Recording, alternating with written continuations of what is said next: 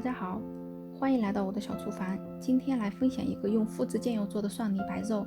先把肉煮熟，加入几片生姜、葱、花椒，还有料酒，盖上锅盖煮大概30分钟左右，然后再来切点配料。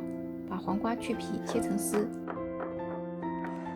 把黄瓜丝用手挤一下，会比较软，容易摆盘。现在来捣蒜泥，先把大蒜拍碎，然后加入盐。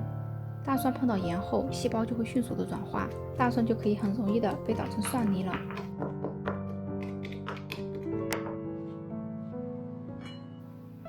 肉煮熟后，把它取出来放到盘中。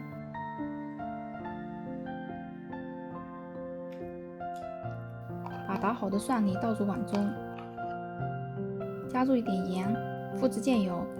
如果你还不知道什么是麸质酱油的话，可以去看一下我的上一个视频，那里有详细的讲解。之后加入辣椒、红油，搅拌均匀，然后舀一点肉汤倒进去。肉汤可以是温热的，或是放凉的，但是温热的肉汤会使蒜香味更浓一点。把肉切成片，蒜泥白肉都是由五花肉做的，所以切得越薄越好，切得太厚了，吃起来会很腻。把肉片沿着黄瓜摆出一个漂亮的造型，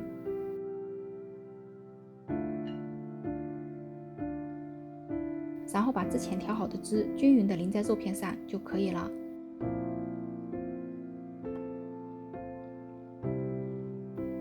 用麸质酱油做出来的蒜泥白肉，咸中有辣，辣中有甜，还带着一股浓浓的蒜香味，味道非常的棒。